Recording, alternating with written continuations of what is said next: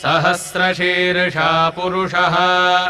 सहस्राक्षः सहस्रपात् स भूमिम् विश्वतो वृत्वा अत्यतिष्ठद्दशाङ्गुलम् पुरुष एवेदगम् सर्वम् यद्भूतम् यच्च भूयम् उतामृतत्वस्येषानः यदन्नेनातिरोहति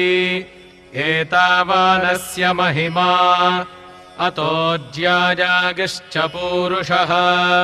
पादोऽस्य विश्वाभूतानि त्रिपादस्यामृतम् दिवि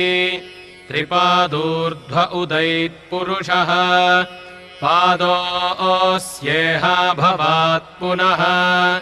ततो विश्वम् व्यक्रामत् शासनानशने अभि तस्मात्